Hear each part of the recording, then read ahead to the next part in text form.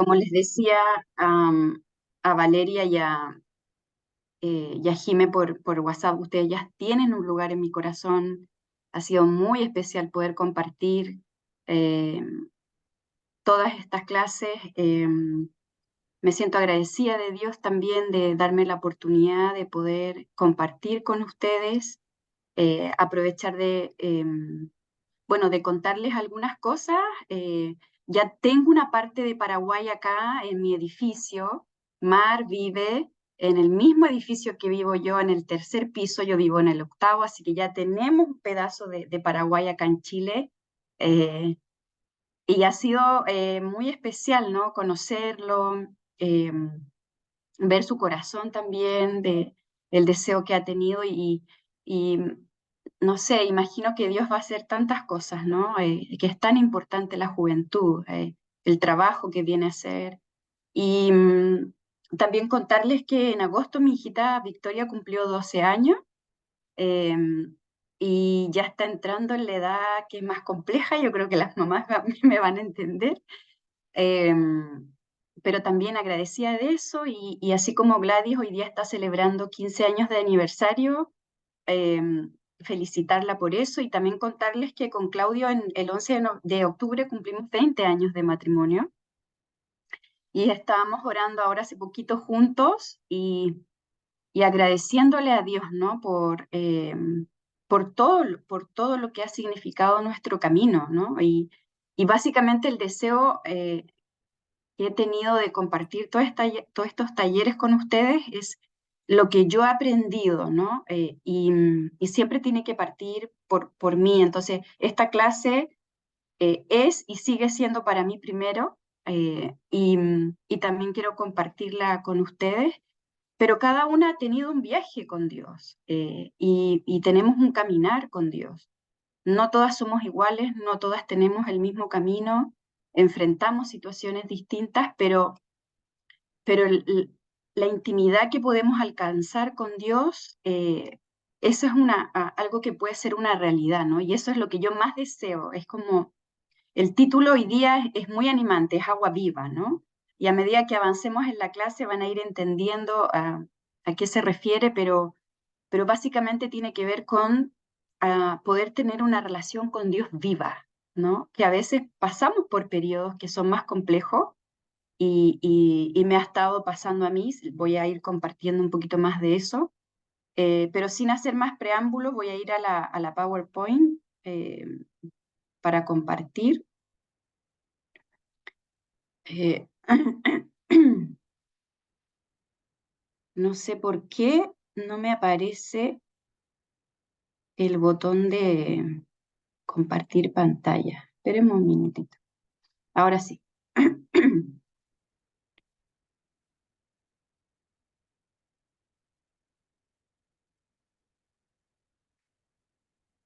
Ustedes me dicen si se logra ver bien, si se ve. Sí, estoy bien, estamos viendo. ¿Sí? ¿Se ve bien ahí? Porque yo Se ve bien.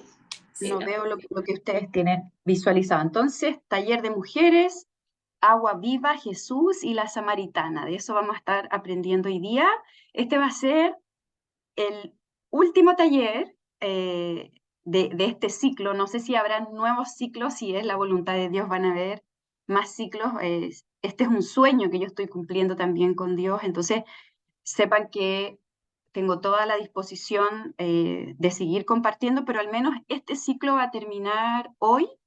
Hemos estado aprendiendo de diferentes mujeres de la Biblia y aquí va a ser, como es el término del ciclo, va a ser una mezcla entre aprender acerca de lo que fue el encuentro de la samaritana con Jesús y aprender de nuestro Señor también, de cómo Él llegó a ella, cómo Él se relacionó con ella.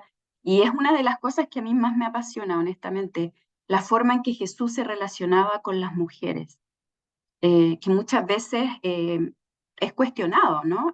Muchas veces a veces no se ve tanto a la mujer o habían ciertas tradiciones que impedían que la mujer tuviera un lugar ahí, pero vamos a ir avanzando en las escrituras y vamos a ir viendo que Jesús tenía una visión muy distinta. Ok, lo primero que quiero mostrar, esto va a ser más gráfico hoy día. Esto es un mapa en donde aquí están destacadas las 12 tribus de Israel. Eh, las 12 tribus de Israel, aquí tenemos la tribu Zabulón, en la parte de arriba de su pantalla, tenemos la tribu de Isaacar. Ustedes saben que las 12 tribus de Israel salieron de los hijos de Jacob, que después se pasó a llamar Israel, y dos de esos hijos, que son Manasés y Efraín, eran hijos de José. José fue hijo de Jacob, pero cuando llegó el momento de formar las tribus y repartir las tierras, Jacob habló con su hijo José y le dijo, ¿sabes qué? Estos dos hijos tuyos, tanto Manasés como Efraín, los voy a considerar dentro de la heredad mía. Y de ahí salieron estos dos nombres. Entonces está la tribu de Dan, está la tribu de Gad, está la tribu de Rubén, la tribu de Judá, la tribu de Simeón. Es muy importante que cuando vayamos aprendiendo entendamos el contexto. Yo sé que esto se los he hablado varias veces, pero para mí fue súper interesante entender de dónde venían las tribus y es muy importante que pongamos particularmente atención en esta parte, no sé si logran ver bien donde dice Manasés, ahí dice, en algún minuto dice Siquem, cerquita ahí en la vecindad, y ahí está el monte Gerizim. Entonces, esto era parte de Israel, y esto tiene que ver con la historia que les voy a contar. Esta tribu era parte del clan de Israel. Ahora, después este lugar se convirtió en Samaria. Y ahí vamos a entender un poquito más por qué era tan fuerte el conflicto y por qué tenía tanto impacto el que Jesús se acercara a una samaritana. ¿Ok? Entonces, por favor, no pierdan de vista eso, donde está Manasés acá, ahí está Siquem, ahí está el monte Gerizim. Todo eso va a tener una importancia en la historia que vamos a contar. ¿Ok? Entonces, aquí viene un poco de la historia de cómo se crearon este grupo de samaritanos, cómo fue eh, que nació este grupo. Vamos a ir viendo un poquitito de la historia, pero primero leamos y veamos por qué estoy hablando de Samaria puntualmente. En Juan 4, del 1 al 9, leemos lo siguiente. Dice, Jesús se enteró de que los fariseos sabían que él estaba ganando y bautizando más discípulos que Juan, aunque en realidad no era Jesús quien bautizaba, sino sus discípulos. Por eso se fue de Judea y volvió otra vez a Galilea. Como tenía que pasar por Samaria, llegó a un pueblo samaritano llamado Sicar, cerca del terreno que Jacob había dado a su hijo José. Si ven, todo tiene que ver, ¿no? Importante, ya sabemos que Jacob tenía un hijo que se llamaba José y que por eso aquí los mencionan, ¿no? Porque era parte de todo ese sector. Entonces dice que Jesús, fatigado del camino, se sentó junto al pozo. Era cerca del mediodía. En eso, una mujer de Samaria llegó a sacar agua y Jesús le dijo, dame un poco de agua. Sus discípulos habían ido al pueblo a comprar comida. Entonces, como los judíos no se relacionaban con los samaritanos, la mujer respondió, ¿cómo se te ocurre pedirme agua si tú eres judío y yo soy samaritana? Entonces aquí ya parte la escritura mostrando que había un problema, ¿no? Los judíos no se relacionaban con los samaritanos, entonces lo que podemos hacer es preguntarnos, pero ¿por qué si estamos hablando de un sector que formaba parte del clan de Israel, ¿no? Que tenía que ver con el sector de la tribu de Manasés. Eh, ¿Por qué? ¿De dónde vino esta separación que hubo en ellos? ¿Y cómo fue un impacto para la mujer que Jesús le hablara? Tú eres judío y yo soy samaritano, o sea, no debiéramos estar hablándonos. Y acá lo que quiero hacer es mostrarles otro mapa que es muy importante. Ahora, en esto, no sé si ven la parte donde dice que está como casi en el centro de la pantalla, donde dice Samaria.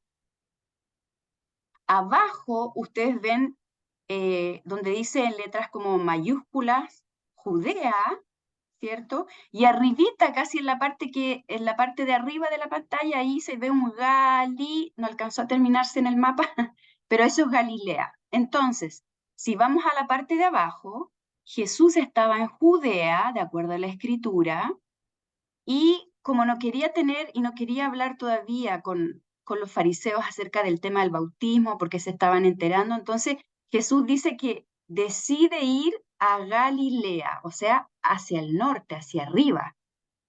El tema era el siguiente, que para poder llegar a Galilea tenía que pasar por Samaria. ¿Ok? Entonces, ahí está la parte interesante. Jesús decide pasar porque muchos lo que hacían era, como los samaritanos no eran bien considerados, como no había una buena relación, hacían un trayecto mucho más largo para no pasar por Samaria. En cambio, Jesús, nuestro Señor, sí decide pasar por Samaria. Entonces vamos a ver un poquitito del contexto histórico, pero no se olviden acá el mapa, ¿no? Importante. Desde Judea, Jesús pasó por Samaria y iba hacia el norte hasta Galilea. Contexto histórico. En el año 721 aproximadamente, los asirios invadieron el reino del norte de Israel, cuya capital era Samaria, de la que tomaba el nombre todo el país. Y aquí vemos la escritura, ¿no? Que está en Segunda de Reyes 17. En el año 12º del reinado de Acaz, rey de Judá, Oseas, hijo de Elá, comenzó a reinar en Israel. Reinó en Samaria 9 años. Salmanasar, aquí estamos hablando todavía que Samaria es parte de Israel, ¿ok? Salmanasar, rey de Asiria, atacó a Oseas, lo hizo su vasallo y le impuso tributo.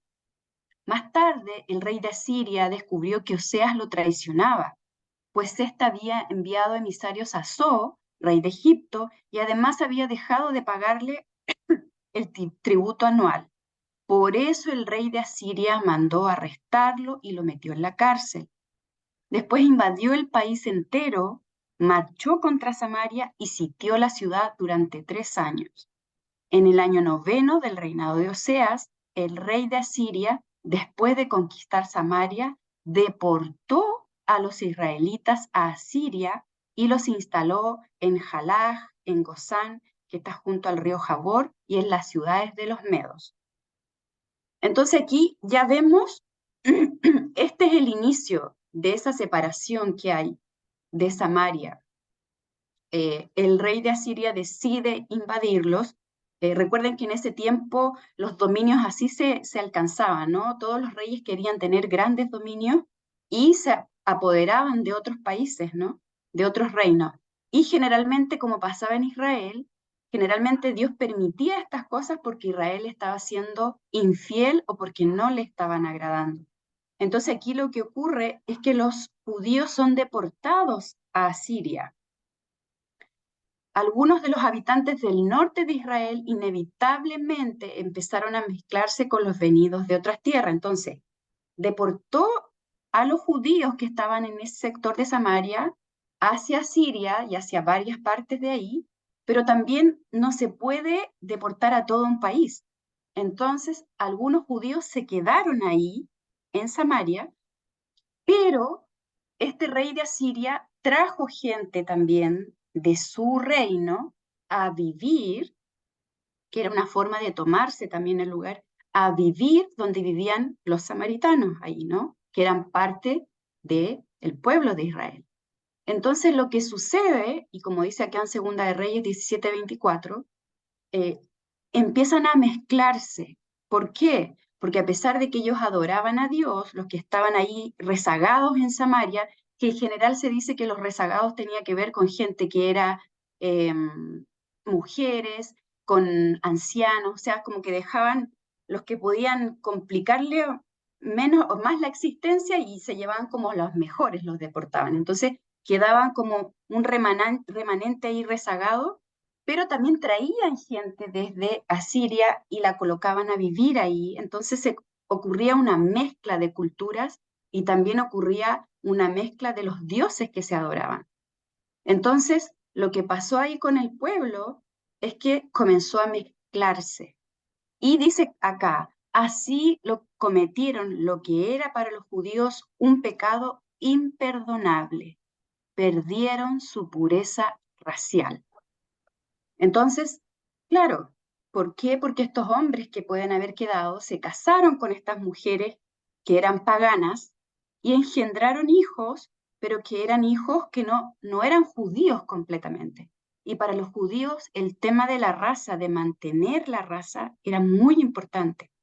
Ellos no querían contaminarse con otras razas ni con otros dioses. Después, en el año 586 a.C., el reino de Judá, ¿se acuerdan que les mostré en la parte de abajo del mapa la tribu de Judá? En el sur, cuya capital era Jerusalén, fue invadida por los babilonios. Aquí el reino y el pueblo de Dios sufre otra invasión, esta es más conocida, por los babilonios, y muchos fueron exiliados a Babilonia, ¿cierto? Por al menos 70 años. Ahora, lo que hicieron estos exiliados fue que lo que procuraron fue no contaminarse con la cultura babilónica, ¿ok? Ellos procuraron y se sentían orgullosos de eso, ¿no? De no mezclarse y mantener la pureza racial, algo que no pasó con los samaritanos, ¿cierto? Y a su tiempo llegaron los días de Esdras y Nehemías, y los exiliados volvieron a Jerusalén, ¿cierto? Dios puso por su gracia en el corazón del rey de Persia, que era Ciro, la tarea de reconstruir el templo. Entonces, los exiliados que estaban en Babilonia y que procuraron mantenerse de alguna manera apartados y mantener la pureza racial, vuelven a Jerusalén y la primera tarea era reconstruir el templo, ¿ok? Porque todo estaba en ruinas, la ciudad estaba en ruina, el templo estaba en ruina. Entonces, en el libro de Esdras básicamente se habla de la reconstrucción del templo y en el libro de Nehemías se habla de la reconstrucción del Jerusalén, como de la ciudad propiamente tal. ¿Qué pasó ahí? Los samaritanos que estaban ahí cerca fueron a ofrecer su ayuda en la sagrada tarea, ¿cierto? De construir el templo, pero fueron rechazados. Habían perdido su herencia judía y no tenían derecho a participar en la reconstrucción de la casa de Dios. Eso lo vemos en Esdras 4, del 1 al 5. Entonces, obviamente, eso fue una humillación para ellos, ¿no? Y básicamente los que estaban volviendo a Jerusalén para reconstruir el templo, les dicen, no, ustedes no son de nuestra raza ya, no son parte del pueblo judío. Ya perdieron el privilegio. Entonces no pueden involucrarse en la construcción de algo tan sagrado que es el templo. Imagínense cómo se sintieron ellos. Y desde ahí, en Nehemías, ustedes pueden ver que ellos se transforman en enemigos de los judíos. Otra causa del conflicto se dio cuando uno de los hijos de Joiada, hijo de un sumo sacerdote que se llamaba Eliasab, se casa con la hija del samaritano Sanbalat, que era enemigo de los judíos. Sanbalat fue uno de los hombres que más le hizo guerra a Nehemías y la gente que trabajó con Nehemías para reconstruir Jerusalén, pero si se dan cuenta, todo esto fue agravando el conflicto de ellos, ¿no? La enemistad entre samaritanos y judíos, y podemos ver el inicio de esa enemistad. Los samaritanos mantenían un santuario en el monte Gerizim. ¿Se acuerdan que lo vimos, el monte? Ellos ahí dijeron que ellos ahí iban a adorar y rechazaron el templo de Jerusalén. Fue construido por Sanbalat, o sea, ellos hicieron su propio santuario en el monte de Gerizim y era una réplica exacta del templo de Jerusalén. O sea, en el fondo, ya que no nos aceptan, nosotros vamos a hacer vamos a tener nuestro monte con nuestra historia, vamos a hacer nuestro templo y ahí vamos a adorar a Dios. Y ellos tenían creencias en algunas cosas distintas. Por ejemplo, ellos no creían completamente hasta el día de hoy en el Nuevo Testamento, o sea, en el Antiguo Testamento, solamente en el Pentateuco, o sea, los 5 primeros libros de la Biblia, lo que se llama la Torá. Entonces, no sé si se pueden hacer una mejor idea de dónde viene esta enemistad, ¿ok? Como vimos, Jesús estaba en Judea, tiene que llegar a Galilea, el camino más corto era a través de Samaria, eso se podía hacer en 3 días, porque ellos caminaban, ¿no? A diferencia de todo lo que tenemos hoy. Por la enemistad de judíos y samaritanos, lo corriente era utilizar una ruta alternativa, la cual toma el doble de tiempo. Entonces, lo que ellos hacían, como consideraban impuros a los samaritanos, usaban una ruta que los llevaba a tener que cruzar el Jordán, irse como por el lado oriente y de ahí cruzarlo arriba. O sea, era algo que les tomaba 6 días. Pero ellos preferían hacer eso a pasar por Samaria. Pero Jesús no hace eso. Y dice que llega a un pueblo que se llama Sicar. Y llega a un pozo que había ahí en ese pueblo. La escritura dice que este pozo estaba alrededor de 1 kilómetro de distancia como del pueblo de Sicar y tenía más de 30 metros de profundidad. Ahora, si este pozo estaba tan lejos de la ciudad, 1 kilómetro es bastante distancia, sobre todo hablando del calor, como decía Jimena, 40 grados, bueno, en el desierto son mucho más grandes, en ese tiempo era mucho más grande el calor, caminaban, entonces esta mujer, ¿por qué iba a un lugar tan lejano a buscar agua? Si seguro que en Sicar, que era el pueblo, debía haber un pozo ahí, ¿no? ¿Por qué iba a 1 kilómetro de distancia a buscar agua? Y eso quiero que sea una pregunta que, por favor, puedan quedarse pensando. Voy a devolverme a mostrarles de nuevo, si se dan cuenta, donde dice Samaria, ahí ven Samaria, que está como casi, bueno, el centro. Más abajito ven Sicar, ¿cierto? Ahí se ve Sicar. Y más abajito está el pozo de Jacob. Y hacia el costado de la pantalla, hacia el costado izquierdo de la pantalla está el monte Gerizim, ¿ok? Entonces, este es el trayecto que estaba haciendo Jesús. Y aquí, donde dice Pozo de Jacob, ahí fue donde se encontró con la samaritana.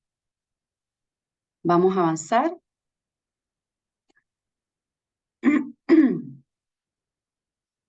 Ok, dice que es interesante porque una de las cosas que dice la escritura es que Jesús se sentó en ese lugar porque estaba cansado, estaba fatigado del camino. Y esa fue una de las primeras cosas que me llamó la atención de esta escritura. No recuerdo exactamente por qué la empecé a estudiar. Empecé a estudiarla como en diferentes versiones. Dije, voy a estudiar Juan 4. Bueno, siempre me ha llamado la atención, como les decía antes, la forma en que Jesús se relacionaba. Pero una de las cosas por las cuales me detuve fue que me pareció súper interesante que la escritura diga que Jesús se cansó. Y yo he estado pasando por un periodo en donde me he sentido cansada. Entonces, me ha ayudado a pensar que si mi Señor se cansó, es algo que me va a pasar a mí también, ¿no? A Jesús también le pasó. Eh, la pregunta es si te has sentido así. Eh, como les he compartido, y de verdad que no lo hago para victimizarme, estuve con un psicólogo, estuve viendo hace unos días, y estoy haciendo un proceso con él y le conté un poquito más acerca de mis jaquecas que están hace 25 años. Y me dijo, Margarita, ¿por qué nunca me habías contado lo que te toca padecer por tanto tiempo de una manera tan fuerte? Porque le contaba yo, como algunas saben, que mis dolores de cabeza son entre 15 días al mes, de 30, y hay momentos en que ya me siento agotada de eso, porque me cansa físicamente, me cansa emocionalmente, me cansa espiritualmente. Y recuerdo que antes de ver al psicólogo, había visto una endocrinóloga, porque ya a mi edad, ustedes saben, uno tiene que ir al doctor y todo eso. Y la endocrinóloga, estaban súper bien mis exámenes, súper bien, gracias a Dios, pero a ella le llamó mucho la atención mi dolor de cabeza también. Entonces, yo como que hay una parte de mí que ya la tiene muy asimilada. Creo que Dios me la podría quitar, sí, pero por alguna razón todavía eso no ha pasado. Los médicos me dicen que lo más probable es que se pase cuando llegue mi menopausia. Entonces, y estoy premenopáusica ahora, entonces, pero me ha llamado la atención que dos especialistas se hayan detenido en eso, y es como, Margarita, es difícil lo que tú vives, es difícil vivir con un dolor crónico, así que es súper entendible que te sientas cansada, como que le llamó la atención que yo lo tuviera tan asimilado. Entonces, claro, después de 25 años, como que aprendes a vivir con dolor, y yo creo que hay algunas que se pueden identificar con eso, ¿no? Que padecen algún dolor crónico. Pero el comentario de William Barclay nos dice que Juan nos presenta a uno, o sea, Jesús, para quien la vida era un esfuerzo como lo es para cada uno de nosotros. Nos presenta a uno que sabía lo que era estar agotado y tener que seguir adelante. Y yo creo que todas podemos sentirnos así en algún momento u otro. Pero es increíble que nuestro Señor se mostrara así. Entonces, es increíble que Juan, que se preocupó tanto de mostrar la divinidad de Cristo, también se preocupara de mostrar la humanidad de Cristo. Cristo era 100% divino, pero también 100% humano. Ahora, eso es algo difícil de entender para nuestra mente, ¿no? Pero sí nos podemos identificar. Yo también me canso. A veces estoy cansada, a veces la rutina me cansa. A veces me canso de servir, a veces me canso de dar, y a mí me ha estado pasando en este tiempo, me he sentido más agotada. Aquí le puse el título Derribando barreras, porque ya la primera barrera que vimos fue que Jesús habló con una mujer que no debía hablar, que era una samaritana, ¿cierto? Y ya les di el contexto de lo complejo que era esto, y hasta ella se asombró de eso. La otra barrera que Jesús derriba es que, además de ser samaritana, era una mujer. Los rabinos estrictos tenían prohibido hablar con una mujer fuera de casa. De hecho, ni siquiera podían hablar con su propia esposa, ni siquiera con su hija. ¿Ok? Así de fuerte era la tradición. Para un rabino, el que le vieran hablando con una mujer en público era el fin de su buena reputación. Entonces, por favor, tratemos de imaginarnos. Esta mujer está haciendo una tarea que debe ser cansadora, agobiante, y muchas de nosotras entendemos esto. Son tareas que a veces nos tocan y que pensamos, ok, tengo que cocinar, ok, tengo que ir a trabajar hoy día nuevamente, ok, tengo que hacer aseo nuevamente. Bueno, ella estaba yendo a buscar agua, ¿no? Y se encuentra con este hombre judío que le habla, y que tenía la barrera de que, ¿cómo es que le hablaba por ser samaritana, siendo el judío? Y cómo es que además le hablaba a una mujer. Entonces, Jesús rompía estas barreras. eh, y eso a mí realmente me fascina, me inspira. Él no estaba preocupado de su reputación, él estaba preocupado de darse un tiempo para esa mujer. Voy a citar nuevamente el comentario bíblico de Barclay. Para un judío, esta sería una historia alucinante. Aquí estaba el Hijo de Dios, cansado, débil y sediento. Aquí estaba el más santo de los hombres, escuchando con simpatía y comprensión una triste historia. Aquí estaba Jesús pasando las barreras de la raza y de las costumbres ortodoxas judías. Aquí tenemos el principio de la universalidad del Evangelio. Aquí está Dios, no en teoría, sino en acción. Entonces, sigamos con el pasaje y sigamos viendo a Jesús en acción. En Juan 4, de los versículos 10 al 15, dice así: Jesús contestó, porque recuerden que la mujer le dijo, ¿no? ¿Cómo es que tú, siendo judío, me hablas a mí, ¿no?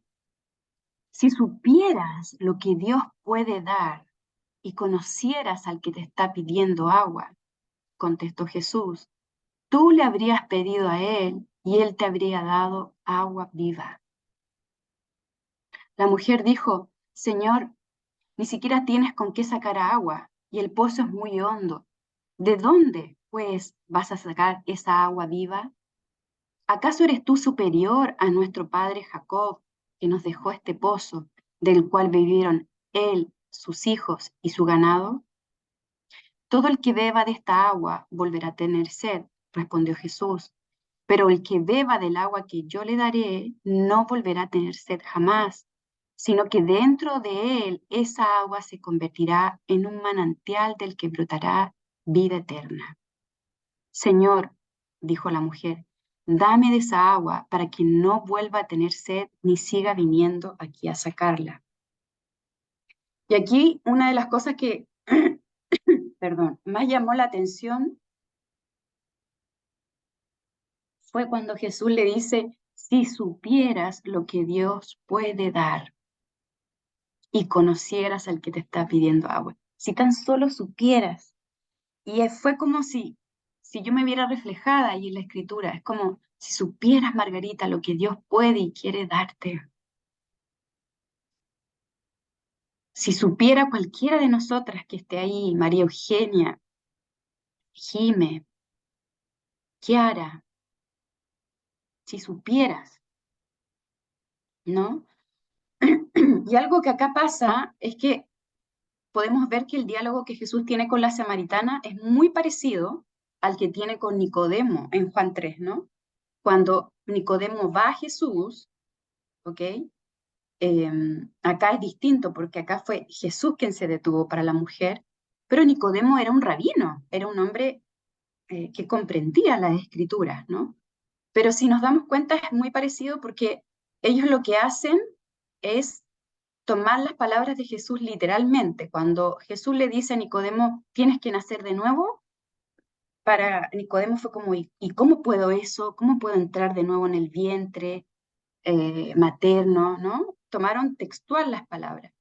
Para la mujer samaritana fue como, o sea, ¿cómo me va a dar agua tú si ni siquiera tienes con qué sacar agua?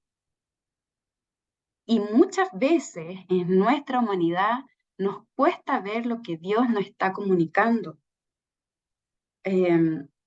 Aquí tenemos otro ejemplo que tiene que ver con la ceguera espiritual muchas veces que tenemos, ¿no? Y esto nos puede pasar, es como que lo comprendimos cuando estudiamos la Biblia, pero también nos pasa como discípulas y en nuestro caminar, yo creo que pasamos muchos periodos así, ¿no? Donde nos cuesta ver a Dios. Y esta es una escritura que está en el Antiguo Testamento, que tiene que ver con Eliseo, que era un enviado de Dios, ¿no? Un profeta, y lo que hacía Eliseo era siempre advertir al rey que estaba en ese tiempo, al rey judío, lo advertía respecto de las cosas que iban a pasar, de quienes los iban a invadir. Entonces, eh, era un hombre muy seguro en Dios, era un profeta, ¿no? Entonces, siempre estaba escuchando las palabras de Dios y prevenía a los judíos o al rey que estaba en ese tiempo, los prevenía de invasiones que pudieran venir o de malas intenciones de otros pueblos hacia los judíos. Entonces, lo que sucede acá es que uno de estos reyes se entera de que este hombre sabía mucho y le cuentan, ¿sabes qué? Hay un hombre de Dios que le cuenta todo al rey de Israel o al rey judío y gracias a eso ellos logran evitar que nosotros podamos pillarlos desprevenidos, por decirlo así, o asaltarlos. Entonces, este rey lo que hace es como mandar todo un ejército y un grupo grande para enfrentar a este hombre de Dios que era Eliseo. Y dice en el versículo 15 de Segunda de Reyes 6, por la mañana, cuando el criado del hombre de Dios, que era Eliseo, se levantó para salir, vio que un ejército con caballos y carros de combate rodeaba la ciudad. ¡Ay, mi señor! Exclamó el criado. ¿Qué vamos a hacer? No tengas miedo, respondió Eliseo. Los que están con nosotros son más que ellos. O sea, imagínate, era un ejército. Entonces, súper interesante la oración que Eliseo hace por su criado, que se llamaba Giesi. Dice que oró así: Señor, ábrele a Giesi los ojos para que vea. El Señor así lo hizo, y el criado vio que la colina estaba llena de caballos y de carros de fuego alrededor de Eliseo. Entonces lo que pasó acá fue que se abrió una verdad espiritual, ya no solo una verdad como la que podemos ver con nuestra humanidad, sino que esto tenía que ser algo que Dios tiene que revelar, ¿ok? Y Eliseo hace esta oración y Dios les abre los ojos al criado y él puede ver, imagínense, carros de fuego, vio esta colina llena de caballos, entonces se le reveló una realidad espiritual, pero es Dios quien nos permite esta nueva mirada. Entonces, muchas veces yo me siento así, siento que no logro entender lo que Dios está haciendo o qué está haciendo o por dónde tengo que ir, pero para eso necesito estar más atenta. Muchas veces tomamos las palabras o las situaciones de un modo literal y necesitamos verlas de un modo espiritual. Por otro lado, necesitamos creer y descubrir lo que Dios tiene para nosotras. Me impacta cuando Jesús le dice a la samaritana: si supieras lo que Dios puede dar. Y pensemos en eso. ¿Cuánto Dios tiene para darnos? ¿Cuánto nos ha dado? Pero también cuánto puede seguir dándonos. Jesús habla del agua viva. ¿Qué significa esta para ti, esta verdad? ¿Qué significa? ¿Qué se te viene a la mente cuando piensas en agua viva? En la lengua corriente de los judíos, agua viva era agua corriente, agua de manantial, no aquella que está estancada en una cisterna o un tanque. Entonces, cuando pensaba en esto, pensaba en la invitación, ¿no? Del tiempo de hoy, que es esta agua que fluye, esta agua que es limpia, que tiene movimiento, que se mueve, que corre, que, que es un agua transparente.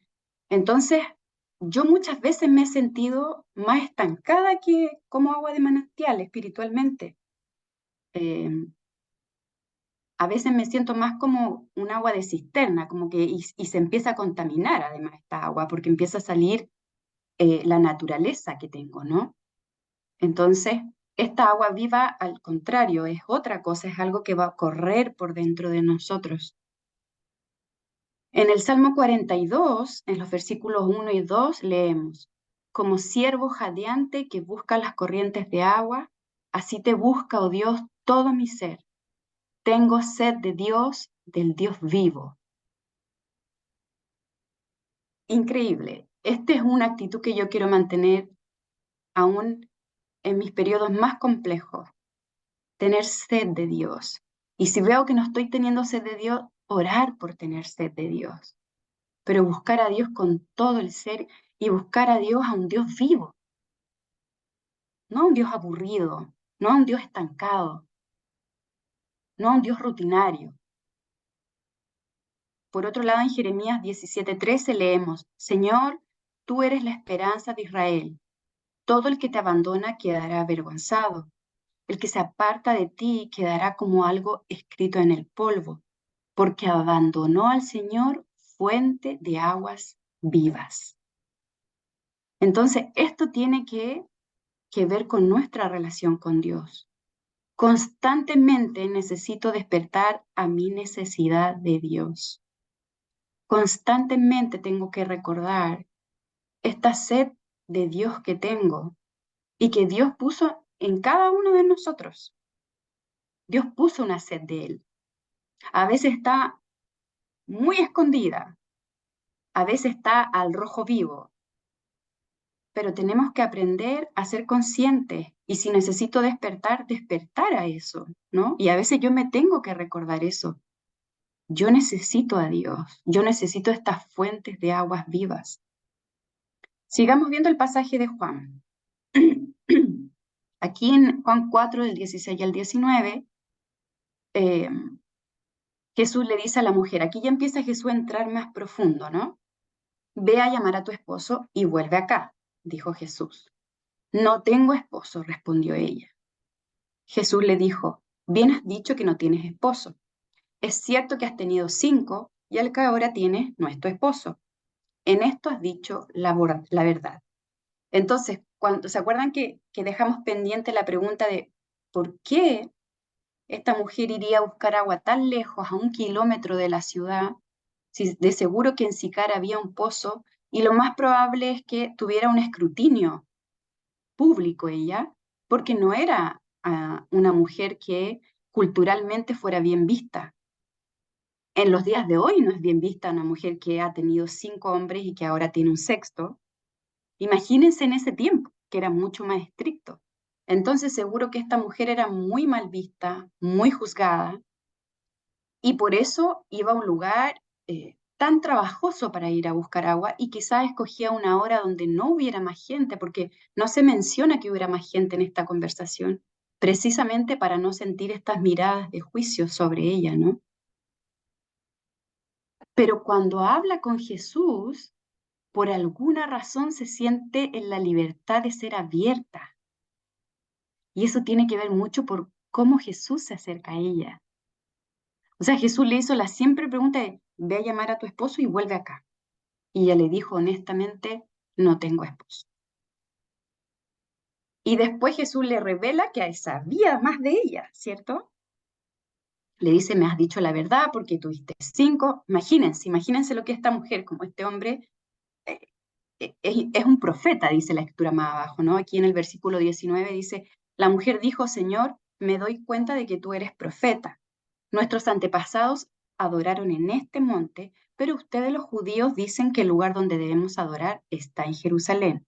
Entonces aquí la mujer trae todo lo que le habían enseñado a ella. Era samaritana, tenía enemistad con los judíos, ella tenía que adorar en el monte Gerizim, pero los judíos decían que el lugar para adorar era el monte en Jerusalén.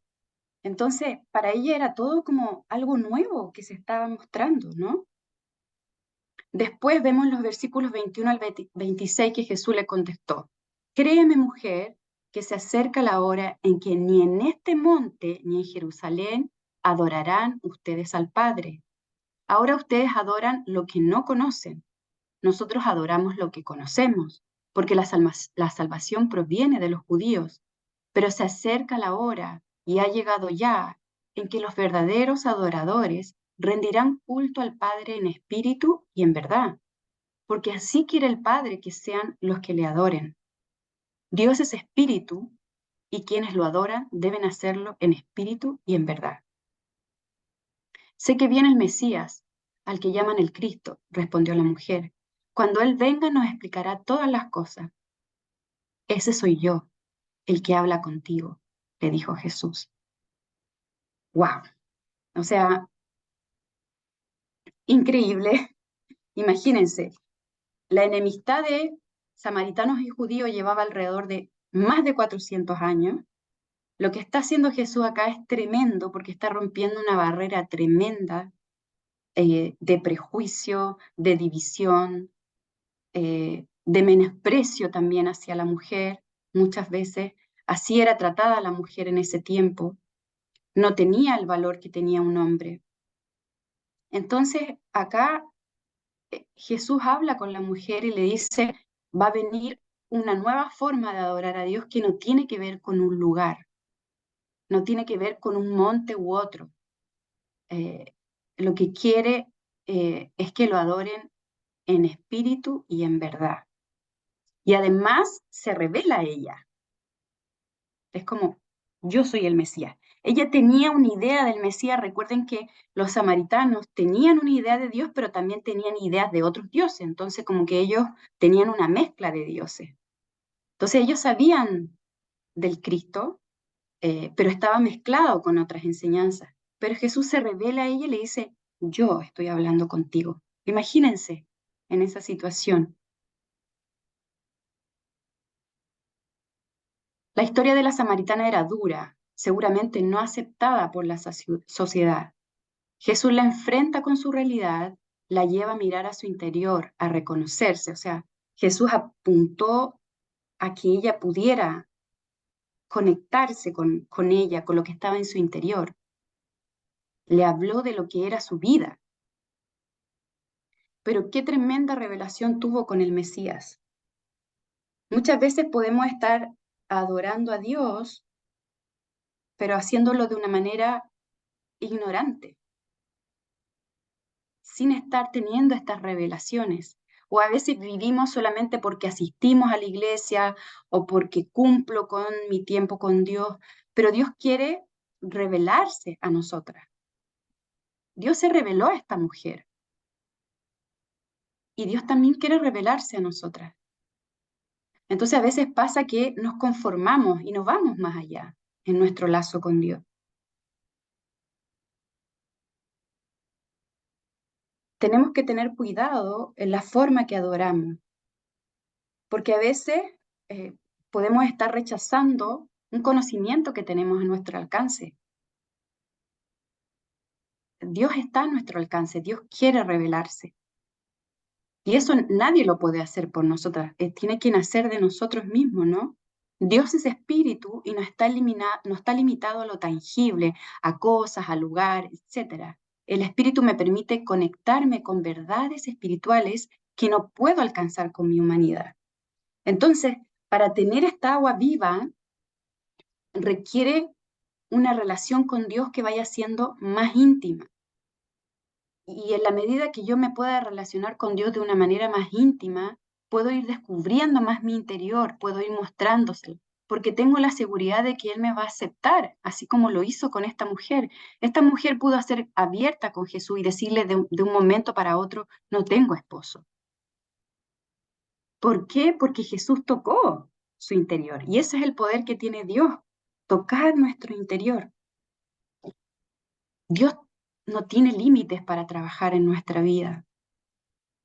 Parte de lo que hago acá con ustedes es hacerme parte de un sueño que tengo, que es estar estudiando para ser maestra, pero eso requiere también esfuerzo, sacrificio, mucha lectura, pero en todo esto encuentro a Dios también.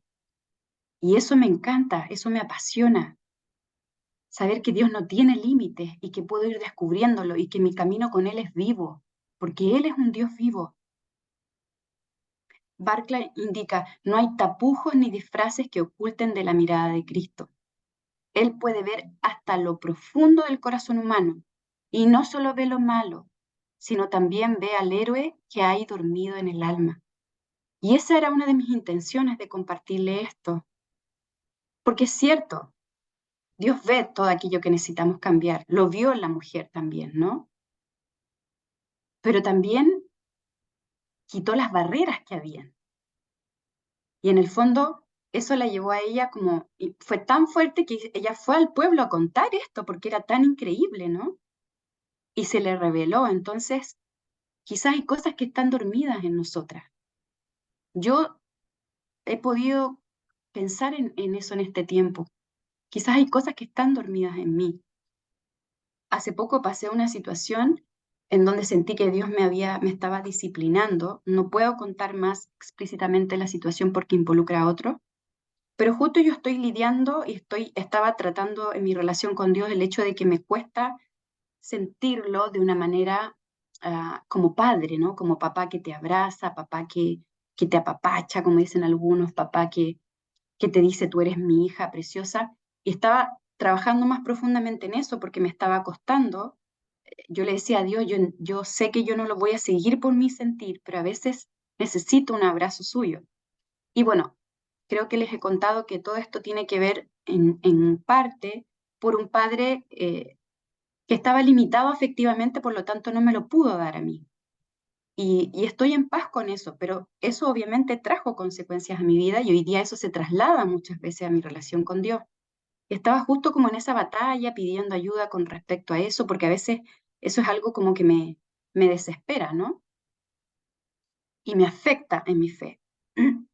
Y justo pasa una situación donde siento que Dios pensó en todos los involucrados menos en mí. Eso es mi visión humana. Es como si Dios me hubiera tapado la boca. Y fue como, todos pueden hablar menos tú. Y ahí de nuevo vino esta sensación de como si Dios no me quisiera o no me quisiera tanto como quiere a otros. Y fue fuerte para mí porque fue como, entiendo que me estás enseñando algo, pero no entiendo, Padre, no sé por qué no pudiste ser un poquito más condescendiente conmigo. O sea, imagínense la patudez, pero estaba siendo honesta. Y antes de ayer tuvimos una situación con Victoria en donde ustedes saben que con los niños hay que tener mucho cuidado con lo que ven y nosotros estamos pendientes de lo que ella ve. Y ella estaba viendo unas figuras que mostraban situaciones como violentas, como el papá discutiendo y gritándole a la mamá. Entonces fue como, hija, ¿sabes qué? No puedes ver esto, mi amor, porque no es bueno. Y saben que le afectó tanto, por más que se lo explicamos, le afectó tanto, y claro, ya sus hormonas están cambiando y todo eso. Entró a la pieza y se puso a llorar y tenía rabia. Entré a hablar con ella y me dijo, "Eres- me voy a ir a vivir a otra casa y tú eres mala conmigo". Y saben que la escuchaba y mientras trataba de calmarla, era como verme a mí con Dios. Y pensé como, wow, claro, para Victoria, en ese momento yo estaba siendo mala, yo y su papá. O sea, estábamos los dos ahí metidos porque los dos le habíamos dicho que no. Y su sensación era como, ustedes son malos conmigo. Pero dentro de mi corazón no había enojo por ella, al contrario, en amor. Era como, hija, no es bueno que veas esas cosas.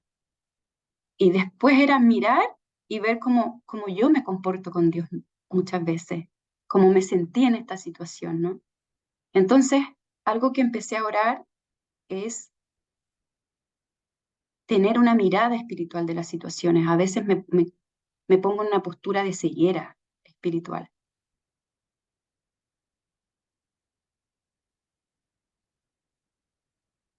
La samaritana se había encontrado con un nuevo panorama, muy diferente a lo que ella había conocido. Jesús se acerca a la samaritana de un modo nuevo, con interés, con empatía, con verdad, con amor. Y sin duda eso la motivó a abrir su vida.